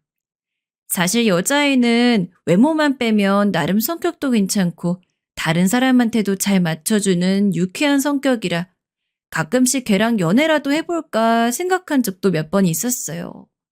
그런데 도저히 안 되겠더라고요. 지금 생각해보면 왜 그런 생각을 했는지 모르지만 둘이 좋아서 붙어 다니면 그것만큼 비참한 게 없을 것 같았어요. 그나마 걔는 여자라서 좀 통통하고 안 생겨도 그 나름에 맞게 달라붙는 남자들이 종종 있었는데 저는 그런 것도 없었습니다. 아무튼 그것도 신입생 때나 이야기지. 군대 갔다 오고 나니 어느 정도 연애에 대해서 무덤덤해지더라고요. 열심히 공부해서 취업하기도 바빴고 목표가 생기니 열등감을 느낄 새도 없었어요. 그저 취업 준비를 위해 달려갈 뿐이었습니다. 한 몇 년을 최선을 다해 노력한 끝에 전 보란듯이 대기업 연구직으로 들어갈 수 있었습니다. 동기들 중에서도 제가 제일 잘 풀린 케이스였어요. 동기들은 부럽다며 제게 한턱 쏘라 했고 저도 그때만큼은 성취감이라는 걸 강하게 느꼈습니다. 첫 직장 생활은 힘들긴 했지만 그것도 몇 년 하다 보니 버티만 했어요. 그리고 여유가 생기고 돈이 쌓이자 성형수술을 생각해보기도 했어요. 그간의 콤플렉스를 뜯어낼 방법은 성형수술밖에 없으니까요. 제 친구가 술을 마시다가 먼저 권했습니다. 성민아, 너 계속 외모 고민 많았잖아. 내 친구가 강남에 성형외과 오픈했다는데 한번 가볼래? 뭐? 아이, 성형? 야, 그 무서운 걸 어떻게 하냐? 처음엔 무슨 말이냐며 놀란 얼굴로 거절했지만 집에 와서도 친구의 권유가 자꾸 생각이 났어요. 솔직히 성형수술은 부작용도 두렵고 수술 받는 것 자체도 무서워서 절대 하지 말자고 다짐했는데 막상 들으니까 고민이 되더라고요. 저 얼굴 어디를 하면 좋아질까요?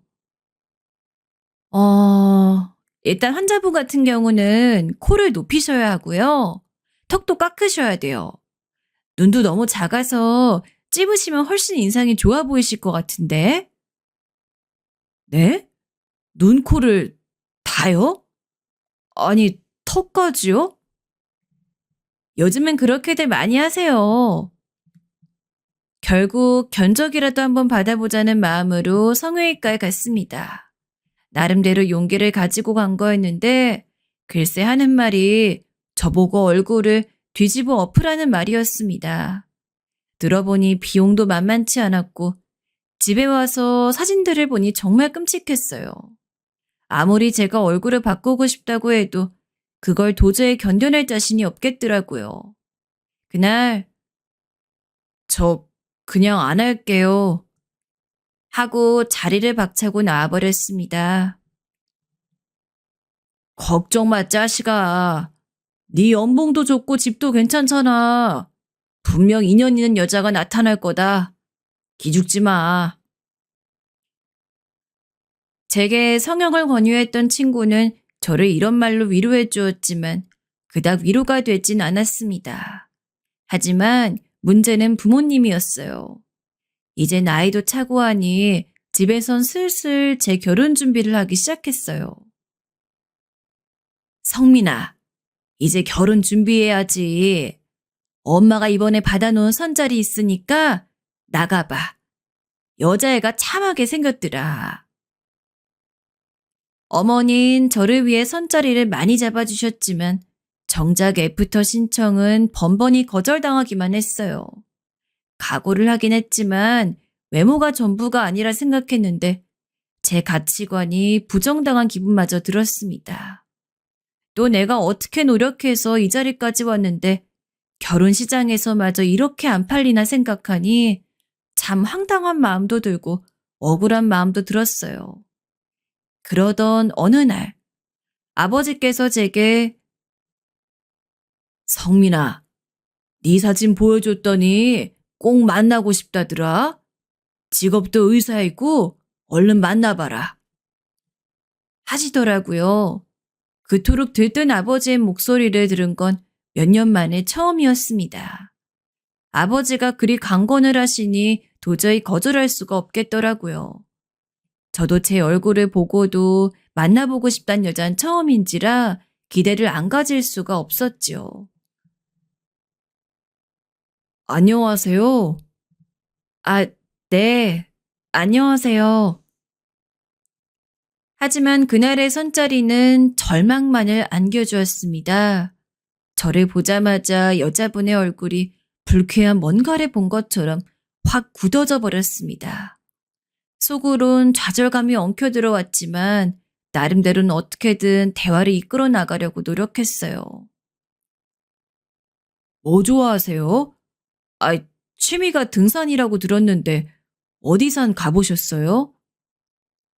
하지만 여자분은 반복되는 제 질문에 귀찮다는 듯 대꾸를 툭툭 했고 나중에 못 들은 척까지 했습니다. 제 질문이 이어지는 동안 여자분은 제게 그 어떤 질문도 하지 않았습니다.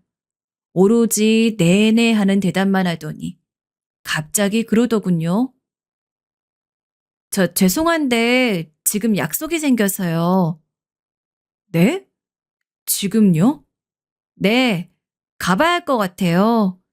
부모님들께는 잘 만났다고 정리해 주세요. 아, 그리고요. 얼굴이 사진과는 좀 다르시네요. 여자분을 보내고 배는 고파 혼자 멍하니 음식을 먹는데 너무 비참했습니다. 추적추적 비까지 내려 비를 맞고 차로 걸어가는 동안 죽고만 싶었어요. 아니 이런 수치와 모욕을 당할 바엔 영원히 총각으로 늙어 죽는 게 낫겠다 생각했어요.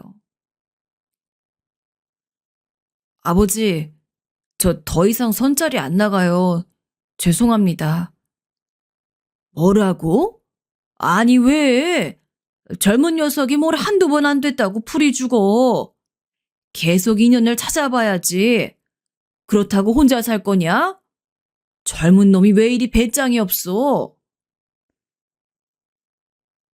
제가 선자리에 안 가겠다 하자 어머니도 아버지도 난리셨습니다. 특히 아버지는 더 안달을 해대셨지만 저라고 뭐 어쩔 도리가 있나요? 사실 제 조건만 보면 어디 내놔도 빠지는 조건이 아니었어요. 사업하시는 아버지 덕에 그래도 지역에선 제법 부자란 소리를 듣고 살았고 아주 대단한 명문대에 나오진 않았지만 어쨌든 그래도 당당한 대기업 연구사원이었으니까요. 그런데 그런 보람도 없이 선만 봤다 하면 여자들 표정이 확 식어 있으니 제 입장에서도 참 답답할 노릇이었어요. 그때서야 제 처지를 분명하게 깨닫기 시작했죠. 제가 아는 형님도 직업이 의사였지만 결혼하지 못하시고 혼자 늙어가시고 계시거든요. 저도 뭐 별반 다를 게 없었죠. 그나마 아는 여자라곤 대학 때부터 알던 그녀밖에 없으니 맨날 개나 만나 술이나 마시고 서로 신세한탄하고 그러고 살았습니다. 그러다가 제 인생을 송두리째 뒤바꿔 놓은 사건이 일어났어요. 하루는 아버지가 또 선자리가 생겼다고 이번엔 아버지 아는 분 통해 들어온 자리니 좀 단단히 준비를 하라고 하셨어요. 그때쯤엔 선 보는 것도 지겨워서 이번에도 뭐 늘 그렇지 별거 있겠나 했어요. 그리고 솔직히 이제 좀 그만하고 싶은 마음이 커서 옷도 대충 입고 조금은 꾀재재한 모습으로 선자리에 나갔습니다. 심지어 시간을 착각하는 바람에 지각까지 했습니다. 안녕하세요. 권예나라고 합니다. 아이, 예나 씨, 기다리게 해서 죄송합니다. 저는 선불 상대를 만나자마자 황급히 사과부터 했습니다. 그런데 고개를 들어보니 엄청 미인이 앉아 있었어요. 여태까지 별의별 이쁘고 콧대 높은 여자들을 다 만나봤지만 그렇게 얼굴이 오밀조밀하게 조화로운 여자는 처음 봤어요. 어디 한 군데 특별하게 튀는 구석이 없어 연예인 외모 정도까지는 아니었지만 어디 그림에나 있을 법한 그런 미녀였죠. 긴 생머리는 단정하게 잘 관리되어 있어 한눈에 보기에도 차분해 보이고 귀티가 넘쳤어요. 뜻하지 않게 너무 예쁜 여자를 대하니까 뭔 말을 해야 할지 몰라서 어버버하고 있는데 대화 분위기를 편안하게 잘 이끌어주더라고요. 괜찮아요. 뭐 먹을래요? 여기 크림 파스타가 맛있다고 하던데. 아, 네. 저는 좋아요. 이야기를 하는 내내 저는 한 번 더 이 여자를 만나보고 싶은 마음이 들끓었습니다. 하지만 거절당할까봐 무서워서 말이 도저히 안 나오더라고요. 겨우 마지막에서야 기어 들어가는 목소리로 데이트를 요청했습니다. 저 혹시 다음 주에 영화 보실래요? 좋아요. 마침 새로 개봉한 영화가 있다는데 보고 싶었어요. 그분은 너무나 흔쾌히 받아주었어요. 말 그대로 기다렸다는 듯 흔쾌히요. 그날 집에 오는데 정말 태어나서 제일 신이 나고 기분 좋은 날이라 해도 과언이 아니었어요. 살다 보면 세상의 모든 것들이 아름답게 느껴지는 날들이 있잖아요. 그날이 딱 그런 날이었어요. 뜻하지 않은 모든 행운이 저에게로 온 느낌이었죠. 그리고 데이트도 몇 번 하지 않았는데 마치 무슨 약속이나 되어 있던 것처럼 자연스럽게 결혼 이야기가 나오고 일이 차곡차곡 진행되기 시작했어요. 마치 모든 게 운명 같았습니다. 여자친구를 만난 시기도 제가 그간 겪었던 고난도 모두 이 사람을 만나기 위해 일어난 일인가 싶었습니다. 신이 있다면 그 신에게 감사의 기도라도 올리고 싶었어요. 또 현실적인 문제도 걱정이 없었어요. 결혼하면 아버지가 집도 해주실 거고 버는 돈도 많겠다. 뭐 인생에 걸릴 것도 없었죠. 다만 한 가지 걸리는 게 있다면 그녀가 가끔씩 슬픈 표정을 잘 짓는 거였어요. 처음에는 그냥 차분한 성격인 줄로만 알았고 실제로 말하는 거나 성격도 차분하긴 했는데 그거랑은 조금 다른 묘한 우울 같은 게 있더라고요. 예나야, 오늘 혹시 안 좋은 일 있어? 나? 아니, 왜? 그냥 우울해 보여서 무슨 일 있나 하고. 제가 걱정이 되어 물어보면 여자친구는 아무 일이 없다고 했습니다. 그저 일이 많아 피곤하다고 할 뿐이었죠. 사실 여자친구의 직장 얘기를 들어보면 일이 많아 보이긴 했습니다. 늘 일에 치여 사는 것 같아 마음이 안 좋았어요. 그래서 얼른 더 결혼을 서두르고 싶었습니다. 결혼하면 일하지 말고 당분간 푹 쉬어. 여행도 갔다 오고 하고 싶었던 것들도 마음껏 해. 운동 좋아하니까 운동도 열심히 하고. 돈은 내가 벌게. 저는 힘들어하는 여자친구에게 자주 이렇게 말하곤 했어요. 그때 여자친구를 위로할 수 있는 게 이것밖에 없기도 했고, 정말 결혼을 해서 여자친구를 일에서 해방시켜주고 싶었거든요. 여자친구와 만나는 몇 개월 동안 전 일부러 친구들을 찾아 만나고 다녔어요. 결혼 소식을 알려준다는 핑계로 그녀를 친구들에게 자랑하고 싶었거든요. 점잖지 않게 동네방네 자랑한다는 게 조금 부끄러운 일이긴 했지만 그래도 사람 마음이 안 그렇더라고요. 예상대로 친구들도 다들 뒤집어졌어요. 찐따 같은 놈이 어디서 이렇게 이쁘고 어린 나네를 만났느냐고 웃으면서 축하해 주는데 걔 중에는 말도 안 된다는 놈도 있고 내심 부러워 미칠 것 같다는 반응을 한 놈들도 있었어요. 이제 과거의 제 모든 열등감은 저에게 전혀 문제가 아니었어요. 남자가 여자 때문에 이렇게 자신감을 얻을 수 있다는 것이 저도 믿기지 않았고 정말 너무나 꿈만 같은 시간이었습니다.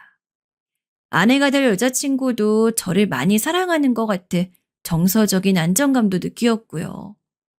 그리고 결혼식 준비를 하면서 상견례 자리를 먼저 마련했는데 다행히 장인어른과 장모님은 무척 저를 좋아해 주셨어요. 자네가 우리 딸과 결혼한다 하니 너무 기쁘네. 이보다 더 기쁠 수가 없구만.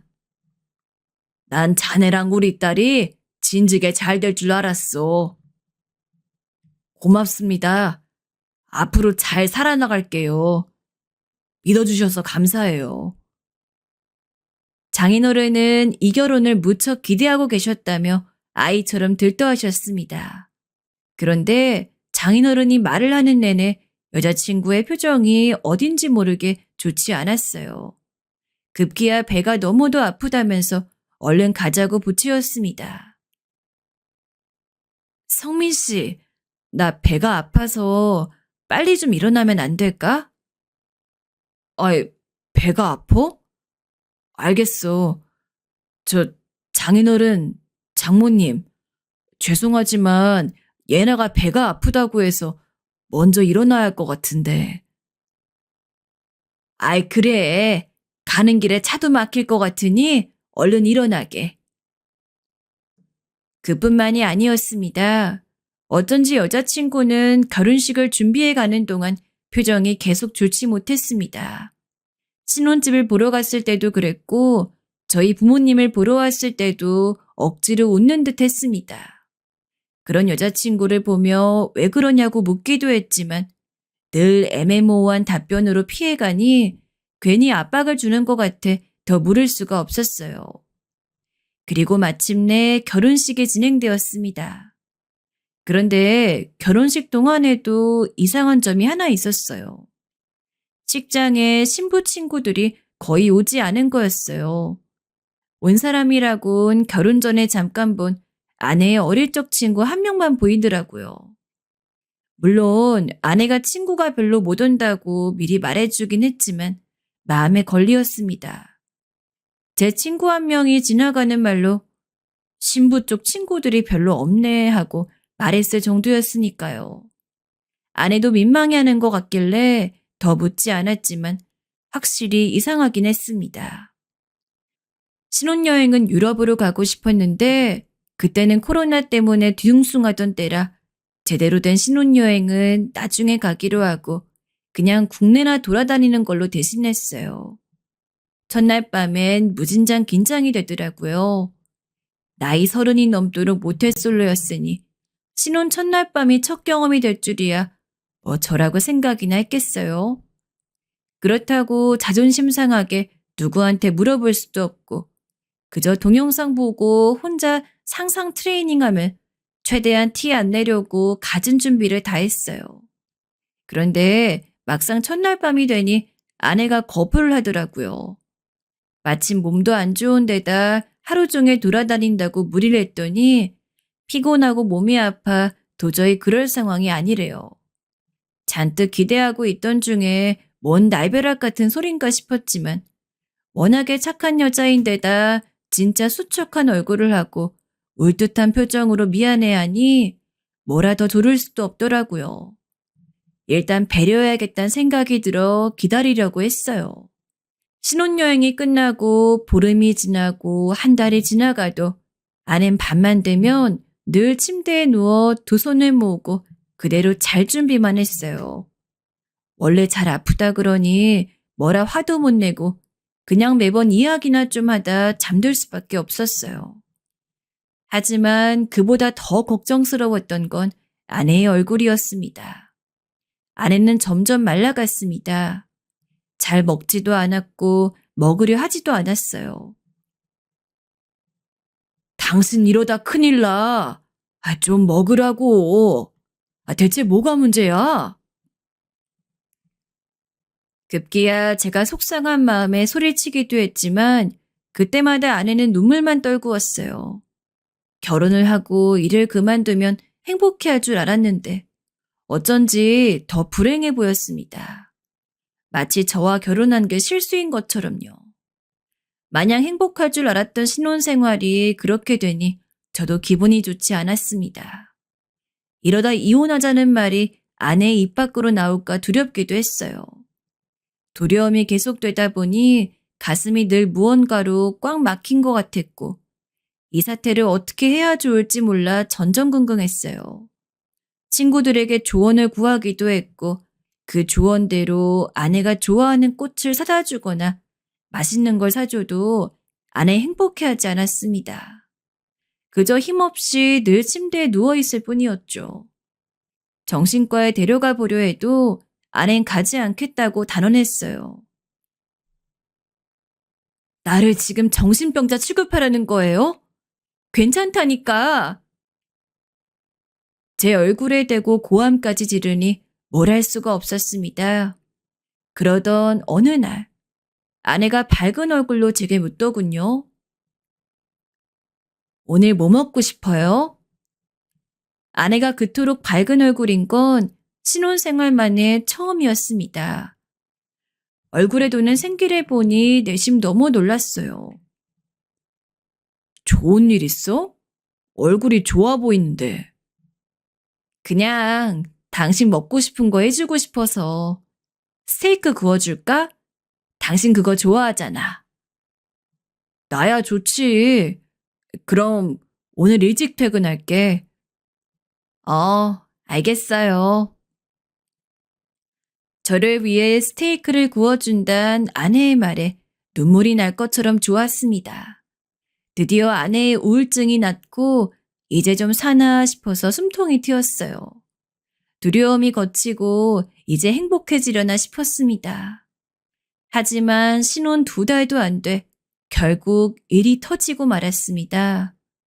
여태 착하고 성실하게 잘 살았다 생각했는데 왜 저에게 그런 말도 안 되는 일이 벌어졌는지 그저 제 인생이 저주받았다고 생각할 수밖에 없었어요. 지금 생각해도 글을 쓰려 하니 손이 떨립니다. 그날은 제게 스테이크를 구워주겠다고 한 날이었습니다. 아낸 제게 스테이크를 구워놓았다 문자를 보냈고 전 그에 얼른 집에 가겠다고 답장을 했어요. 고마워요. 그런데 아내의 답장은 좀 이상했어요. 집에 가겠단 말에 무엇이 고마운 거지 싶었지만 얼른 아내를 보기 위해 집으로 향했지요. 집에 가는 길엔 아내에게 주고 싶어 장미꽃까지 사갔습니다.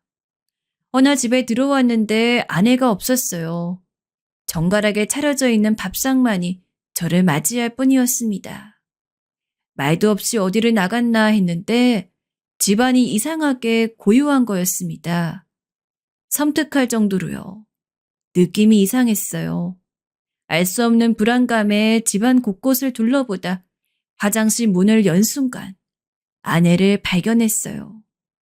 아내는 글로 표현할 수도 없을 정도로 처참한 모습으로 싸늘히 식어 있었습니다. 그 순간 전 너무나 큰 충격에 주저앉아 소리만 질러댔어요. 그때는 아내를 잃은 슬픔보다 공포심이 더 커서 자리에서 일어나지도 못하고 네 발로 기어 겨우 거실로 나와 소리만 지르다 떨리는 손으로 119에 신고를 했습니다. 급하게 병원으로 옮겼지만 이미 아내는 세상을 떠난 지 오래된 몸이었습니다. 전 아무것도 못하고 병원에 앉아 부모님이 달려오시기까지 그저 떨고만 있었습니다. 비록 1년도 채 못 되는 짧은 시간이었지만 아내는 제가 평생 처음으로 제 모든 걸 걸고 사랑했던 사람이었어요. 그런데 아직 아내에 대해 제대로 아는 것도 많지 않은 신혼 몇 개월 만에 저 세상 사람이 되어버렸으니 그때의 제 심정은 이루 말로 다할 수가 없을 정도였죠. 참 별의별 생각과 감정이 다 들었습니다. 슬픔, 충격, 공포에 심지어 이런 상황이 되면 남편이 먼저 용의자가 되더라는 말도 안 되는 불안감마저 들었어요. 그렇게 제가 정신이 나가 있는 사이 서둘러 아내의 빈소가 마련되었습니다. 장례식 내내 손님을 맞이하는데 정말 피눈물이 난다는 게 어떤 심정인지를 알겠더군요. 한편으론 지금 내가 당한 일이 대체 어찌 된 영문인가 하는 혼란도 생기고 진짜 뭐라 말로 할 수 없는 복잡한 심경이었습니다. 친척들과 친구들의 위로도 귀에 들어오지 않았죠. 그런데 그 와중에 좀 이상했던 건 문상을 온 아내의 친구들의 반응이었습니다. 고인에게 예를 표하고 나면 당연히 상주인 저와 인사를 하거나 위로를 하는 것이 보통일 텐데 다들 문상을 마치면 싸늘한 표정으로 저를 보거나 외면하고 떠나버렸죠. 한두 명이 그러는 게 아니라 다들 하나같이 그러니 도대체 이게 무슨 경우인가 하는 생각이 들었습니다. 슬픔을 주체할 수 없어 몸도 못 가눌 지경인데도 그런 반응들이 내내 신경이 쓰였지요. 그런데 장례를 마치고 집에 돌아와서야 그 이유를 알 수 있었습니다. 아무리 찾아도 아내의 유서를 발견할 수 없어 유서가 없는 것으로 했는데 장례식을 마치고 집에 와 보니 미처 신경 쓰지 않았던 화장대 서랍 안에 노트가 한 권 놓여 있더군요. 그 안에 적힌 아내의 마지막 말을 읽어보니 이 모든 사건의 전말을 알 수 있었습니다. 아내가 여태껏 저와의 관계를 거부했던 이유도, 식장에 신부 친구들이 없었던 이유도 알게 되었지요. 성민 씨께. 성민 씨, 우선 정말 죄송합니다. 지난 몇 개월 동안 배려심 많은 성민 씨 덕분에 참 감사했어요. 성민 씨는 너무 좋은 사람이지만 끝끝내 성민 씨를 진심으로 사랑할 수 없었어요. 이제부턴 제가 오랫동안 지켜오던 비밀이자 말하고 싶었던 이야기를 말씀드리고자 합니다. 사실 저는 오랫동안 만났던 남자가 있었어요. 하지만 부모님의 반대 때문에 어쩔 수 없이 그 사람과 헤어지고 성민 씨를 만났습니다. 성민 씨는 제게 무척 잘해줬고 저도 그런 성민 씨에게 고마웠어요. 그런데 얼마 전에 그 사람이 세상을 떠났다는 소식을 들었습니다. 그 사람은 저 때문에 모든 걸 버렸으니 이제 저도 그 사람과 함께 해야만 할 것 같아요. 성민 씨에게 용서해달라는 말 할 자격도 없는 것 같아요.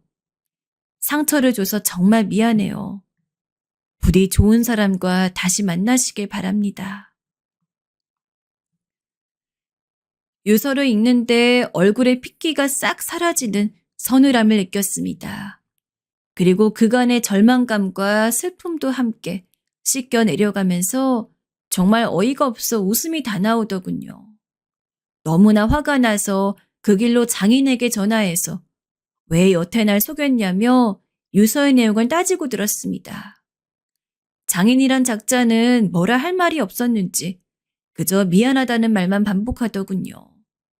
이런 인간에게 사과를 받아봤자 분이 풀리질 않아서 당장에 고소라도 하고 싶었지만 누구를 상대로 어떻게 고소해야 할지를 생각하니 기가 막히고 힘만 빠지었어요. 일단 더 정확한 이야기를 알아야겠다는 생각이 들어 결혼 전에 만났던 아내의 친구에게 전화를 걸었습니다. 약속 장소에 나온 그 친구는 한참을 커피잔만 매만지더니 내키지 않는 목소리로 입을 열기 시작했어요. 죽은 아내와 그 남자친구는 대학교 때부터 사귀던 연인 사이였다고 합니다. 저랑 결혼하기 전까지 7년 정도 만나던 사이였고 결혼을 전제로 사귀던 사이였다고 하는군요.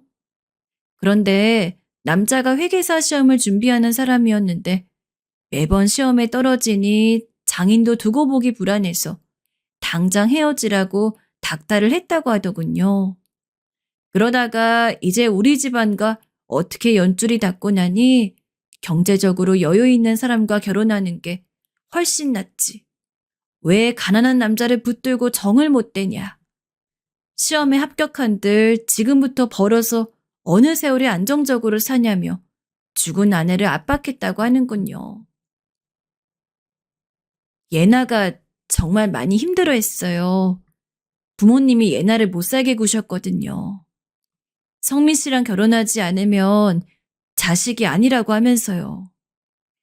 예나도 성민 씨가 착한 사람이고 어떻게든 부모 말은 따라야겠다 싶어서 결혼을 하겠다 했고요. 이게 당시 예나랑 저랑 주고받았던 문자예요. 나 너무 힘들어. 예나야, 도망이라도 가. 원하지 않는 결혼하지 마. 할 필요 없어. 엄마 말을 어떻게 거역해. 결혼하는 게 나아. 성민 씨 좋은 사람이야. 좋은 사람이라고 다 결혼해? 너가 그 사람을 사랑해야지. 아니야. 결혼할래. 이게 최선이야. 아무리 생각해도 이게 최선이야. 예나야. 근데 너무 힘들다. 성민 씨한테도 너무 미안하고. 결국 부모님 압박 때문에 마지못해 아낸 저와 결혼하게 되었고 끝내는 그 남자를 잊지 못하고 있다. 비보를 듣고 그 남자를 따라가게 된 거였습니다. 심지어 아내가 사랑했던 그 남자가 세상을 등진 이유도 아내가 다른 남자와 즉 저와 결혼해서였습니다. 예나한테 정신 차리라고 어떻게든 살아야 한다고 했어요. 근데 견딜 수 없었던 것 같아요. 자기 때문에 꼭 죽은 것 같다고 밤마다 너무 힘들어했어요. 저는 아내의 지난 과거 이야기를 듣고 나니 더 마음이 착잡해졌어요. 도대체 30도 안 낸 놈이 뭐 그렇게 비극이라고. 나약한 마음을 먹고 세상을 등지질 않나. 그랬으면 결혼도 한마당에 그냥 살면 되지. 그걸 따라가 버린 아내는 뭔지. 아니 지들이야 뭐 로미오와 줄리엣을 하든지 뭐라든지. 아무래도 좋은데 왜 나를 끌어들이나. 이런 말을 하고 싶었지만 사랑하던 아내가 저를 만나는 동안 그토록 많이 힘들어했고 그 마음을 적은 문자들을 보니 분노보단 슬픔이 더 차올랐습니다. 그냥 나한테 털어놓지 하는 생각도 들었어요. 만약 나한테 털어놓았다면 이런 비극적인 일은 생기지 않았을 것 같았어요. 제가 이혼을 해주면 되었으니까요. 그러면 아내도 사랑하는 그 남자를 찾아갔을 거고 적어도 제 집에서 죽음을 선택하진 않았겠죠. 전 아내의 친구를 만나고 돌아와서 독한 술을 한 번에 털어놓았습니다. 한동안 하늘을 원망했던 것 같아요. 내게 가장 사랑하는 사람을 주더니 이렇게 다시 빼앗아 가시고 또 나를 구렁텅이로 몰아넣는다는 생각에 사는 게 다 허무해졌습니다. 뭐래도 가슴 한가운데가 뻥 뚫린 것 같았고 가끔은 알 수 없는 분노로 잠을 잘 수가 없었습니다. 저 약이 필요합니다, 선생님. 결국은 그렇게 한동안 온갖 감정이 휩싸여 살다 정신과를 찾아갔고 약이 있어야 생활을 할 수 있는 지경이 되었어요. 사실 일도 하지 못했어요. 잘 다니던 회사도 그만두고 그저 침대에 하루 종일 누워있거나 공원 벤치에 앉아 할 일 없이 하늘만 바라보았습니다. 그렇게라도 사는 게 다행이라 생각했는지 저희 부모님은 그런 저를 보며 서럽게 울기만 하셨지요.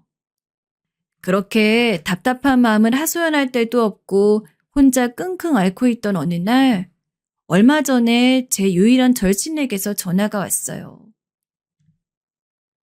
성민아, 나 좀 만날래?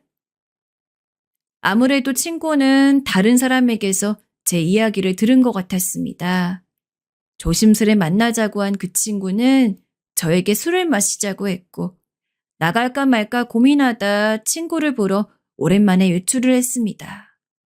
그리고 술을 먹다 하고 싶지 않았던 그 이야기까지 나누게 되었어요. 마음을 헤아려준 친구는 제 손을 말없이 꼭 잡아주었어요. 괜찮아. 다 괜찮아질 거야. 좀 쉬어. 그 후에도 친구는 제가 혹시라도 잘못된 선택을 할까봐 안부 전화를 걸어주었고 집에까지 찾아와 밥을 챙겨주었어요. 그녀가 차려주는 따스한 밥을 먹으며 전 처음으로 아내의 빈자리를 채워주는 것 같은 온기를 느끼었어요. 고맙다, 정이야. 고맙긴 뭘. 네가 기운 차려야 나도 기운 난다. 이거 밥 다 먹어. 다 먹기 전까진 안 갈 거야. 친구는 말을 많이 하지 않지만 눈빛으로 행동으로 저를 염려해 주었고 그런 친구 덕분에 조금씩 기운을 내었습니다. 지금은 이 모든 일이 신기루 같고 꿈만 같기도 해요. 어쩔 땐 아내가 다시 살아 돌아올 것 같아 아내의 빈자리를 더듬기도 합니다. 하지만 이젠 정신 차리려 합니다. 어쩌면 이젠 그 친구에게 제가 기대고 싶은 건지도 모르겠어요. 너무 힘들고 지친 나머지 지금은 누구에게라도 기대어 짐을 좀 내려놓고 싶습니다. 처음으로 사랑했던 여자에게 당한 배신감, 그리움, 사랑 등 많은 감정이 저를 짓누르고 힘들게 하긴 하지만 친구의 격려로 다시 한번 잘 살아봐야겠다는 생각이 듭니다. 다진 만큼 잘 되지 않을 수 있지만 그래도 용기를 내어보려 해요. 얼마 전엔 부모님이 절 보러 왔다 가셨습니다. 저희 어머니께서 김치를 제 앞에 내려놓으시며 이런 말씀을 하시더군요. 살아주어서 고맙다고요.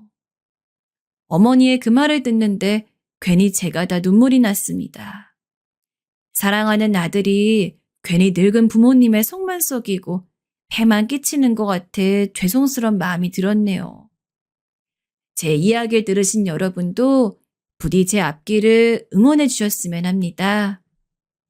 답답한 마음을 풀어내고자 서두 없이 작성한 글인데 끝까지 들어주신 분들께 진심으로 감사드립니다.